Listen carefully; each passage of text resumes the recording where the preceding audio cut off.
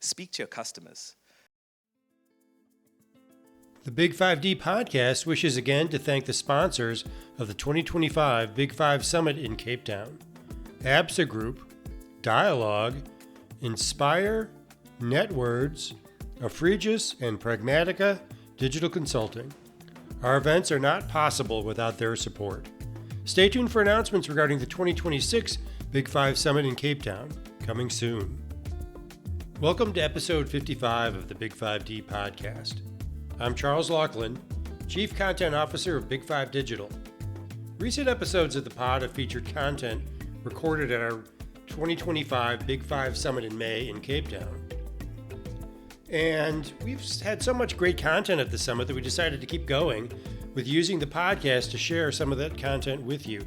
So today we feature a panel discussion from the summit on the topic of go-to-market strategies for SMEs, harnessing the power of technology. As an American creating business content in Africa, sometimes I struggle with the definition of SME. For me, an SME, at home we call it SMB to be honest with you. An SME is a proper small business, a cafe, a corner shop, a plumber, and so on. What I've discovered is that in Africa and Europe and other places, SME is also used to describe tech startups and other business types that don't involve driving around town in a van emblazoned with the business's name and phone number. The truth is, SME means all of the above. An SME can be any business that begins as the dream of an individual or small group of people to build something that solves a real problem and creates wealth for its founders. This panel featured on today's episode is led by my able BigFive Summit co-host Amanda Louw-Bester. And this conversation embraces an inclusive definition of what is an SME. And it talks about all the challenges SMEs face, particularly in the early stages. And it offers wisdom and practical advice on how to take an idea to market and how to win in the process. Panelists you will hear from, besides Amanda, are Bernadene Appalsamy, the founder of Ledger Leap, Tim Shoko, who's the COO of Umlilo Energy, and Remi, who is the MD and founder of Polygon. Let's let Amanda take it from here. I hope you enjoyed the conversation. Hi everyone, thank you for coming to our event. Our panelists that I'm going to be introducing you to. Panelist number one, Remi from Polygon Group, specializes in programmatic digital out-of-home advertising. Then we have the lovely Bernadene from Ledger Leap, so specializing in the financial aspect of things. You're going to have to explain that a little bit better than I do. I'll give you an opportunity. And then we have Tim Shoko, entrepreneur extraordinaire, who is a man of many talents, coming up on stage. And our panel discussion is based on go-to-market strategies for SMEs and startups in particular. So I prepared a few questions for our panelists, but I will be keeping tabs on time. I think the purpose of this particular panel discussion and this sort of event is that if you guys have any questions, now's the opportunity to pick everyone's brains on stage and then ask your questions. So what I would just ask for you to do is if you have a question, just to raise your hand, wave it around like you really, really do care so that we can get Charles to come and run up to you, give you the microphone that you can ask your question.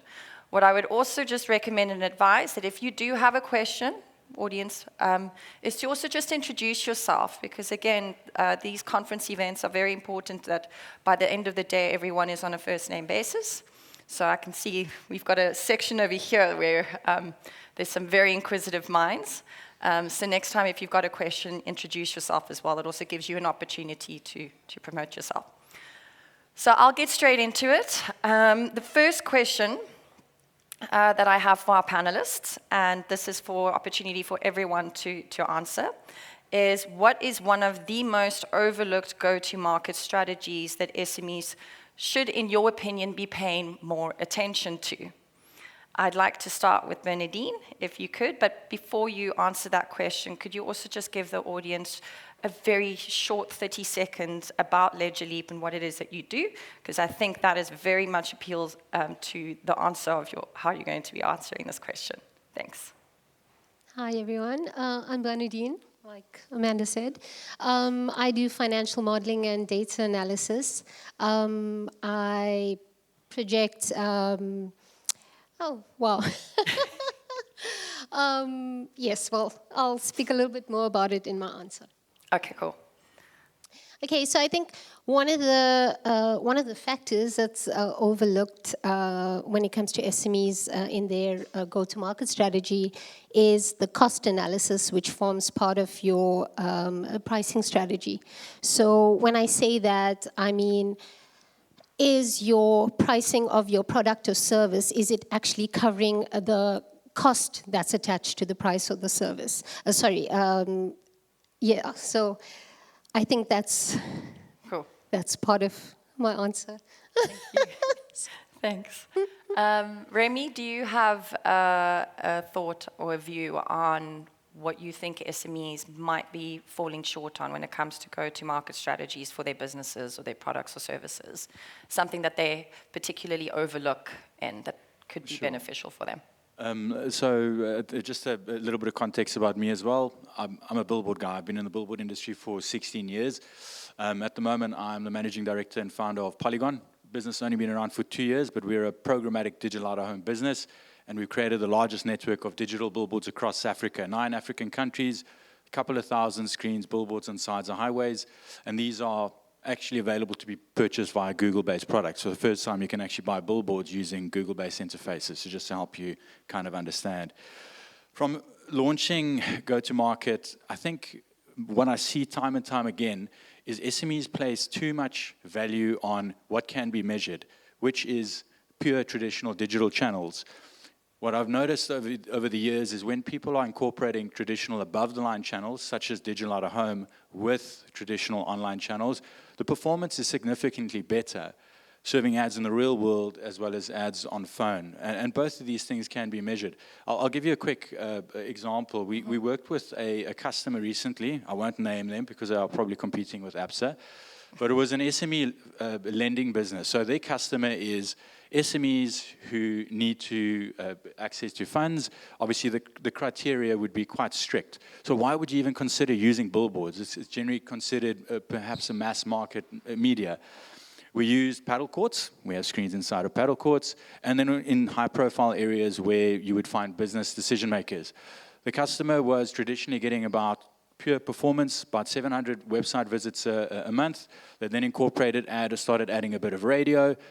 Website visits increased by 10%, included programmatic out-of-home, 70% increase in website visits every single month, and they use less than 10% of their marketing budget on billboards. So billboards are more accessible now than they have been.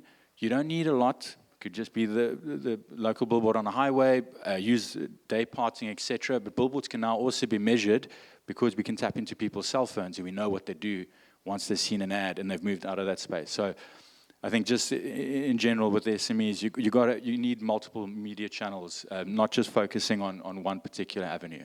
Mm.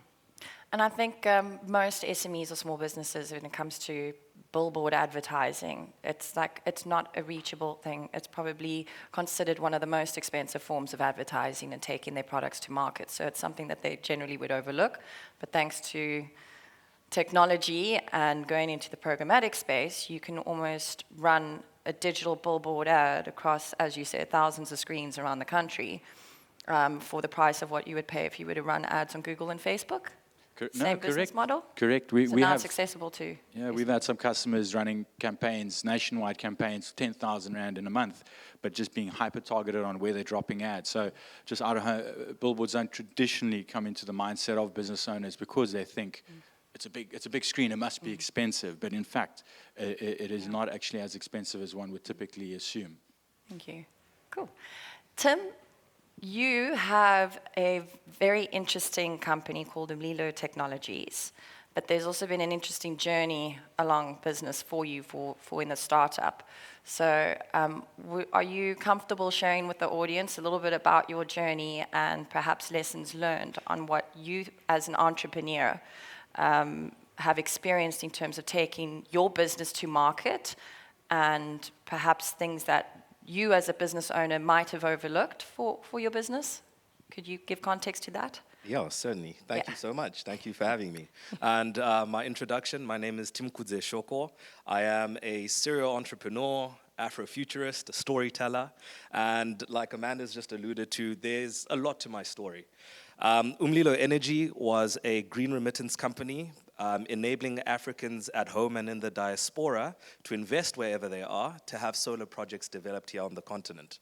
And that has slowed down. It's taken, lessons learned.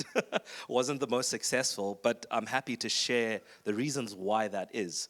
And firstly, I need to say that something important for entrepreneurs to do, especially as you're taking your product to market, speak to your customers. It's 80% actually engaging with the end user, find out what they need, find out what their feedback is, what are they saying about your product? And then the 20% is then the tech. You go, you iterate, you fix that up, and then you take it back. But that feedback from the end users is what differentiates your product from everything else in the market and enables your product to actually deliver on what you claim it does. Right? There's nothing worse than when customers aren't actually getting the user experience that you're trying to go for. Another thing that I think is important for us to really highlight, especially when thinking about the Umlilo story, is making sure you understand what's appropriate and what your business needs. It's one thing to want to start off and say, look, we're going to bootstrap it, we're going to make it through regardless of what happens. But in some instances, you actually do need that capital to shake some of the activity and business activities that you need to get the traction you need, to get the market validation, and to get that traction. Awesome, thank you. Just keeping an eye out in the audience if anyone does have questions and wants to interrupt our chat, because you're also welcome to join in on the conversations here. But I have another 2 or 3 more questions for the audience. The second one I have, particularly with technology and all the tools in terms of running a business, I've had this experience myself. It's like sometimes we're overwhelmed with having to choose what software programs, what technologies to use in just terms of operating our business and the costs involved in that, and also the costs involved in making sure that the tech is all speaking to each other. Like I'm pretty sure everyone in the audience has had an experience where if you're operating your business on Google Suite and now you have to join a Teams meeting, and oh, what fun that is, and vice versa. So things like that can also be a hindrance in terms of business operations. It can be very frustrating, particularly in the B2B space, but I think there are a couple you guys over here that operate in the B2C space as well. And it can essentially just be quite an overwhelming space. So you have to take a product to market or a business to market. The tools needed in order to do that being quite an overwhelming experience for businesses. What sort of strategies or advice do you have for businesses when it comes to selecting the tech in order to help them take their businesses to market? I'm going to open that up to any of you who want to answer first. I'll take this one. Go for it. Okay, so I often use the analogy of choosing a pair of shoes when you're taking a trip. So you have to ask yourself, okay, if you're hiking up a mountain, you're going to get hiking boots. Okay, if you're going to go dancing, you're getting dancing shoes. So similarly with tech, you have to ask, what is the question that you're trying to answer for your business? Do you want to increase your customer base? Do you want to track your customers? And in that case, you're looking for a CRM. And are you looking at, are your products profitable? And then maybe you want to look at an accounting package or accounting software or a full ERP system. So I think it also depends on the cost. Do you just need a simple spreadsheet as an SME? Do you want to take a simple spreadsheet and just work out your costs? Or do you have the funding to actually invest into a proper software? So I think... That's a loaded answer, I must say. Good luck to the rest of the guys to answer and add to that if you want to. Tim, you're ready, you're itching. You've had this experience before in like Yes. technologies to use, and you weren't like selling technology to clients. So I think, audience dying to hear what your advice and guidance would be in this regard. So from my experience, I think it's important to realize where you are as a business. Like we said, the resources available to you, it's going to be important either way. So as most startups, we had nothing, and we wanted to make the world. So the thing that worked for us was getting all the free software, right? A number of these businesses, they have this proprietary technology. It's amazing, but there's a free version of that. This freemium model is widespread, it's everywhere. As a startup, as a business, take advantage of that. If you don't need to pay for it, there's no need to. So use it and stretch it up until you need to. If you need to exit the meeting, create a new one and have everyone else join. Do what you need to do. But that's a hard relate. But that's how it works, right? With Guilty. nothing, you begin to create this record and this business that you're building, and with the hopes that you'll eventually gain that traction and that revenue stream to be able to pay for these services. An added benefit to that is now you have a better understanding of how the software itself works. So you understand if it works for your organization. Do you need something better? Do you need something that enables more users? Something with better cross-functionality and so on. So start free and then work your way up. Literally, the try before you buy, right? Absolutely. Got it. The hustle's real, people, especially in entrepreneurship. We have a question in the audience. Please introduce yourself before you ask a question. It's Arnu here from Salt. I'm the commercial manager for Salt Global. Interesting with regards to tech. I speak to a lot of startups, and we work in an advisory role, and it's kind of like, where do we start? What technology do we use? There's also this kind of paradox of choice, right? There's so many freemium models that you can choose from. One of the biggest questions that we get, and I'm curious to hear what you say about this, is that you use a freemium model, right? And then when you start scaling, the paid product starts kicking in. And then you sometimes have to migrate. And then the cost of migration needs to be taken into account. And then you're sitting in this position, like, where do I go? Where do I start? Is there any advice in terms of, do you just go for it and then see as you go? Or is there any advice in terms of going from the freemium to the premium? Yeah, I think I'd like to try answering your question. I think research comes in. I think that's the most important thing before you choose a software, especially with all the free software that we got around. And you have to research what is a question that you're trying to answer for your business. What do you need? Like I mentioned earlier. So if you're trying to sell glassware, for example, you need a system that's going to take into account the inventory, etc. So you don't want to actually just use any type of software.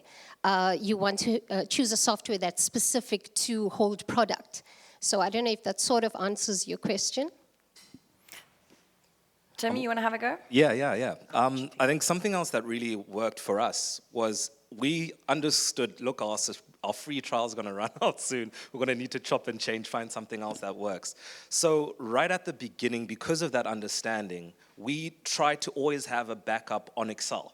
It's free, it's there, it's everywhere, and depending on how you organize your columns, you can then export it to wherever you need to, but you've always got this fallback that you have. Because another frustrating thing, because of that dynamic, the freemiums end, we still don't have money, what next, is you often invest all this time and energy into a CRM, you've got it 100 people deep, you've got all the information, and then it goes. So having that backup in Excel just makes sure that you've always got this data that you can lean back on and access and manipulate as you see fit. And put it in the cloud. There you go. Awesome. Okay, we have another question right at the back over there. Again, please introduce yourself before you ask your question.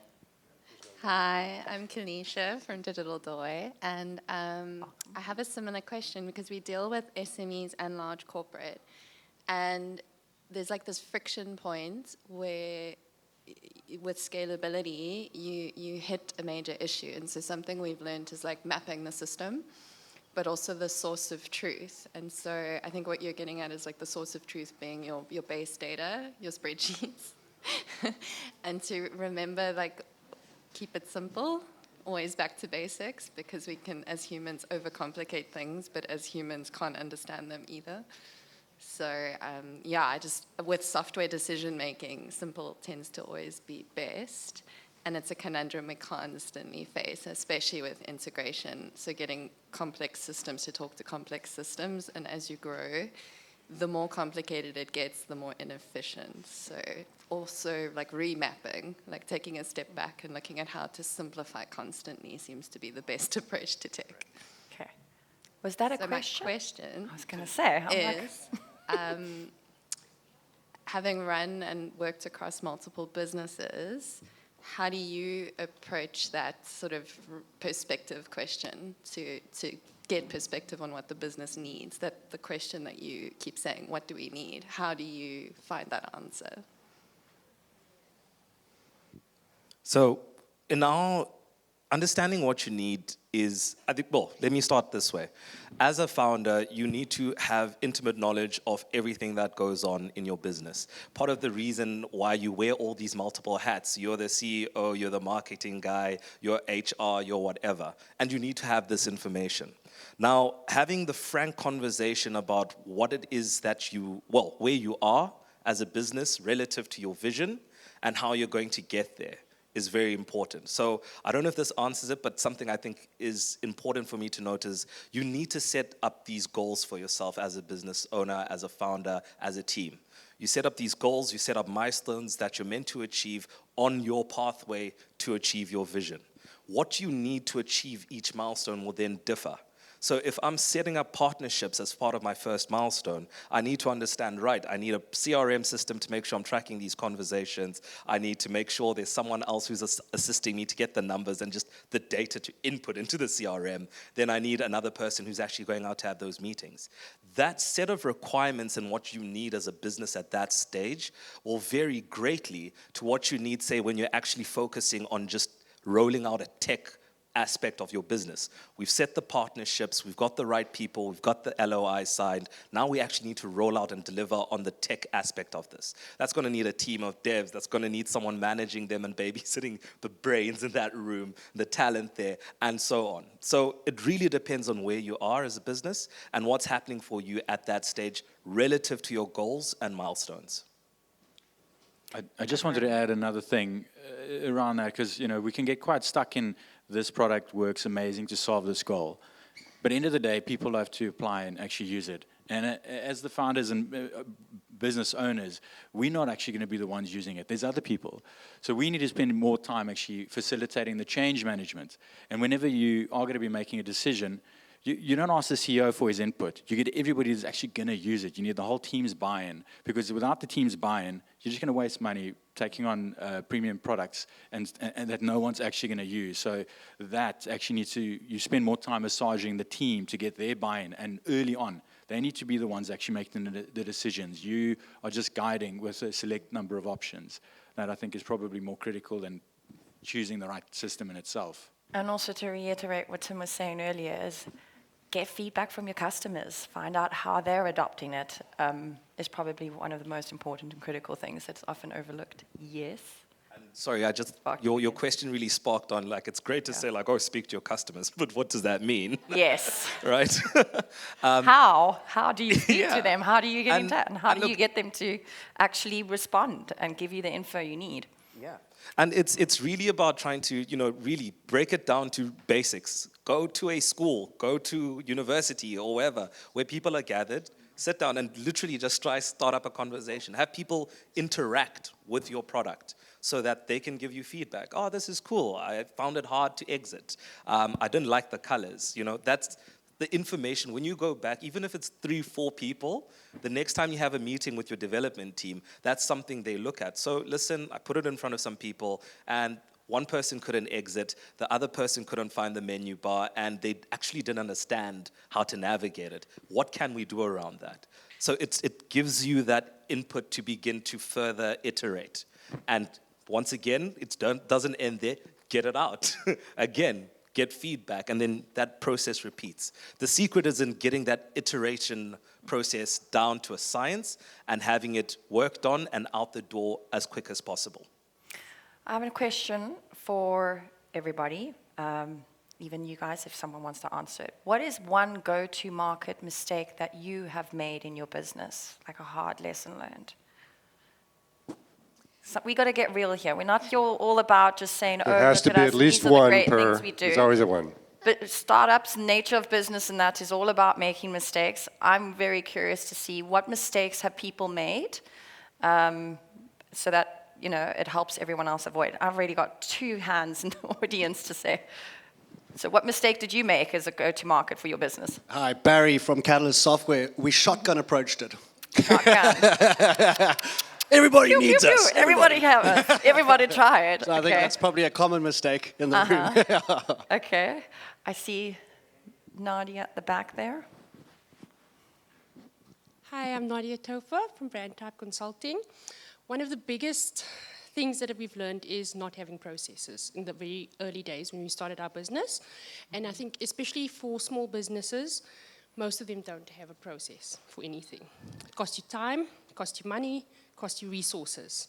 So whatever you're doing, the best advice I can say is set up a process for everything that you're doing. Because when you have it defined, it just helps with everything. I'm guilty. I think I'm the master of running around like a headless chicken all the time when it comes to operating business. Do any of you, Bernadene, have you got an answer of like a go-to-market mistake that you perhaps made, or at least someone or a client or someone that you noticed made a critical mistake in their go-to-market strategy that affected their business? I'll give you a perspective from a client that was expanding into South Africa from China. And I was given a price list. And the margins did not cover the import costs. And because of the price of the product that was coming into the country at 80,000 Rand a square meter, and to not factor in the import costs, it cut into their GP, into their margins like heavily. And so we looked at the pricing strategy. We went back to the back to the beginning, looked at the pricing, and we factored in the import costs, and then, they came out with a really good margin thereafter. So that was one of the mistakes. And myself, I can actually speak about opening up a company a year ago, and financial modeling and data analysis. Like, what is that? And when you're one person, you're the resource. And then also in terms of funding's limited, you as a person, your time is limited, that's also your resource. And you're trying to do everything, so you focus too much on the marketing, and then you don't put too much time into sales, and we spoke about that earlier, guys. And then you focus too much on the sales, and marketing directly relates to your sales. So, trying to find balance. And delegation, right? Delegation, It's the there we go. delegation. And that's when you get partners. Curse of the handsy entrepreneurs. We just don't know how to delegate and let go and let your team and the trust. Yes, got it. So, yeah. We have a question over here. Please introduce yourself again. Lynette Whittaker from Grindstone. So just to add on to what the mistakes that small businesses, startups make.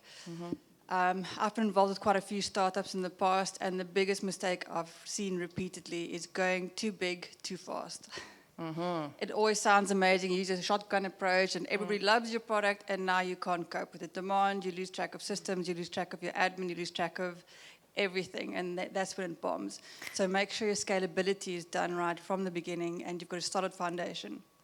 Very good advice. However, I will counteract it as a business owner. And what I've witnessed with businesses in the past is if they have investment, they get a lot of pressure from their investors and their funders to help them scale so fast. It's like, we need numbers.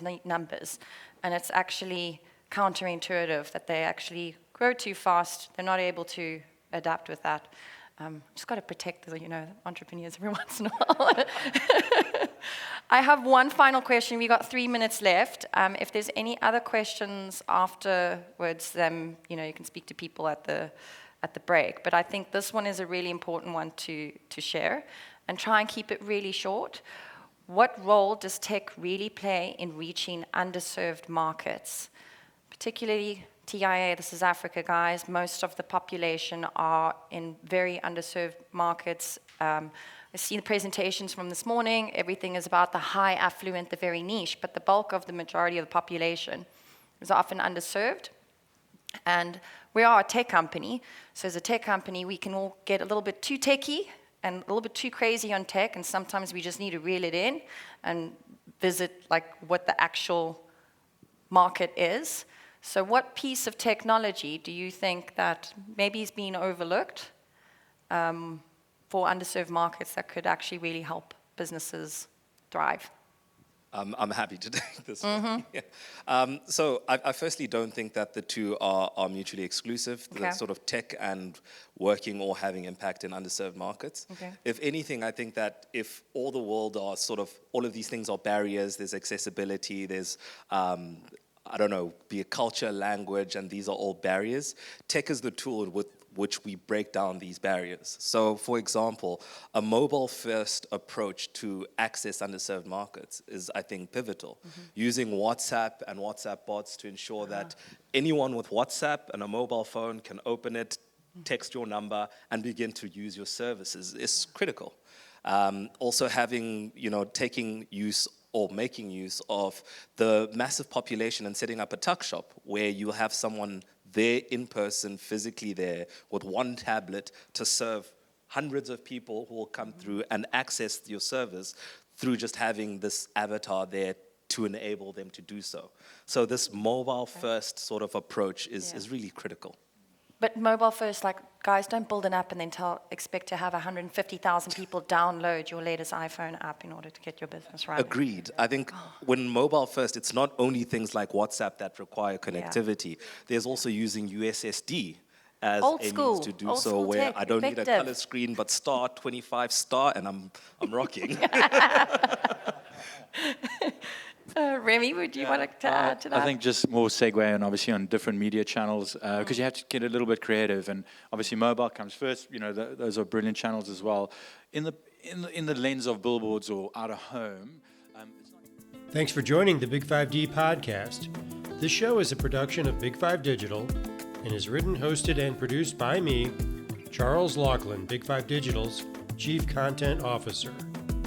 If you have any questions about the show, write to us at info@big5digital.org. Thanks for joining us, and see you next time.